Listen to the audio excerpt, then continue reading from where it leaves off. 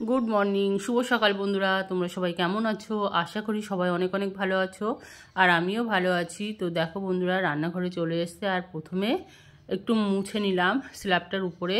আর এখন পেঁয়াজ নিয়ে নিয়েছি একটা বড় সাইজের, আর পেঁয়াজগুলো কুচি কুচি করে কেটে নিচ্ছি। আর বন্ধুরা, প্রচণ্ড পরিমাণে ঠান্ডা লেগেছে, মানে কথা বলবো সেটাও যেন কষ্ট হচ্ছে প্রচণ্ড পরিমাণে, জানো তো। তো পেঁয়াজটা তো কেটে নিয়েছি, আর এখন লঙ্কাটাও কেটে নিলাম, আর কটা রসুন নিয়ে নিয়েছিলাম, সেই রসুনটাকেও ভালো করে কুচি কুচি করে কেটে নিচ্ছি। আর তোমাদের দাদাভাই দেখো কতটা কারি পাতা এনেছে, তো বলছে এই কারি পাতাগুলো সব দেবে ভাত ফ্রাইয়ের মধ্যে। আমি বলছি আচ্ছা ঠিক আছে, তুমি ওখানে রাখো, আমি দিয়ে দেবো। আর দেখো রান্নাঘরে তো রান্না করার জন্য একদম পুরো সব রেডি করে নিয়েছি। তো চলো বেশি কথা না বাড়িয়ে রান্না বান্না তাহলে শুরু করি। আর আলুগুলো কিন্তু কি বলতো, কালকে ভাতের মধ্যে দিয়েছিলাম, আর এখন হচ্ছে ওটাকে ভালো করে ধুয়ে নিয়েছি, নিয়ে কুচি কুচি করে কেটে নিয়েছি। আর দেখো কড়াইতে দিয়ে দিয়েছি সর্ষের তেল, আর পুরো তো রেডি করে নিয়েছি গুছিয়ে গাছিয়ে। তো তেলটা দেখেছো কেমন গরম হয়ে গিয়েছে। আর এখন তেলের মধ্যে দিয়ে দেবো জিরে ফোড়ন। তো ভাত ফ্রাইয়ের মধ্যে কিন্তু জিরে ফোড়ন দিলে খুবই ভালো লাগে খেতে। আর এর মধ্যে তোমরা নানা রকম সবজি, তারপর কাজু কিশমিশ, মানে তোমাদের মন পছন্দের মতন কিন্তু সব কিছু দিতে পারো। তো প্রথমে তো আলুটা দিয়ে দিলাম, আর আলুটাকে প্রথমে ভালো করে একটু ভেজে নেব। ভেজে নিয়ে তারপর কিন্তু ওই যে বাদ বাকি যেগুলো আমি কেটে কুটে রেখে দিয়েছি সেইগুলো কিন্তু একে একে দিয়ে দেব। তো আলুটা কিন্তু একটু লাল লাল মতন হয়ে গিয়েছিল বন্ধুরা, তো তার জন্য আগেই আমি ভেজে নিচ্ছি নুন আর হলুদ দিয়ে। তো আমি জানি তোমরা সবাই ভাত ফ্রাই বানাতে পারো, ভাত ফ্রাই নতুন কিছুই নয়। তো কি বলো তো, এক একজনের মানে এক এক রকম করে তো রান্না করে, তো সেই জন্যই কিন্তু আমি একটু দেখাচ্ছি যে আমি কিভাবে রান্না করি।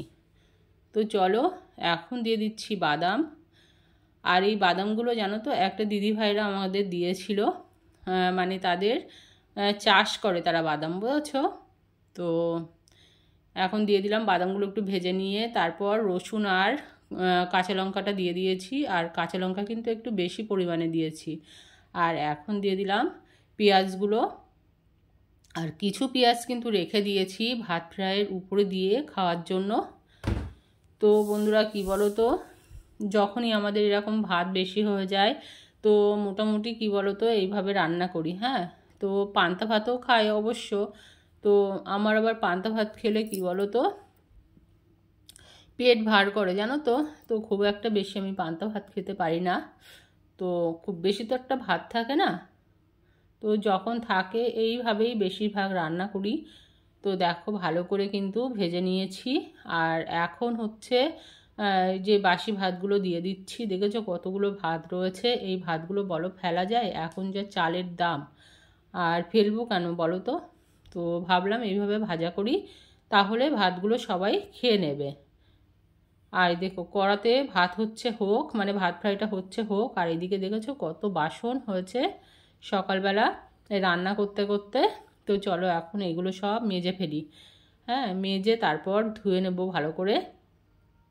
তো কি বলো তো বন্ধুরা, যখন ঘরের কাজ তখন করলে যেন কাজটা এগিয়ে থাকে। হ্যাঁ, পরে গিয়ে আর যেন ওই মানে বেশি বাসন কোসন দেখলে আর কিন্তু তখন মানে অসহ্যও লাগে।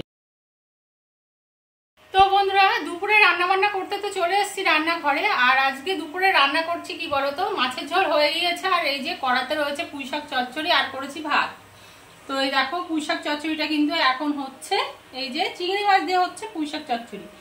তো কি বলতো বন্ধুরা, যখন রান্না বান্না করছিলাম তখন থেকে না আর ভিডিও মানে কি করতে পারিনি, কেন ফোনে একটু চার্জ ছিল না, তো ভিডিও করতে পারিনি। এখন ফোনের চার্জে বসিয়ে তারপরে তাই এখন আবার ভিডিও করছি, আর রান্না করছি এদিকে। আর কতগুলো বাসন হয়েছে, তো সেগুলো চলো এখন মেজে নেব।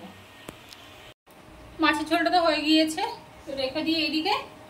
আর এখন ওই যে কটা বাসন আছে তো সেগুলো মেজে নেব, আর একটু ঢাকা দিয়ে দেবো পুঁইশাক চচ্চড়িটা।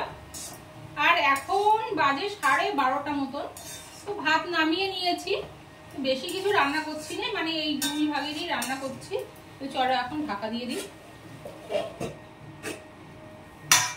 তো দেখো রান্না করতে করতেও তো কটা বাসন হয়েছিল, তো সেগুলো এখন মেজে ফেলছি। তোমরা হয়তো ভাবতেই পারো শুধু কি বাসন মাজা রান্না করা এই কি দিদি ভাইয়ের শুধু কাজ? না গো বন্ধুরা, এছাড়াও কিন্তু প্রচুর কাজ বাজ আছে আমার।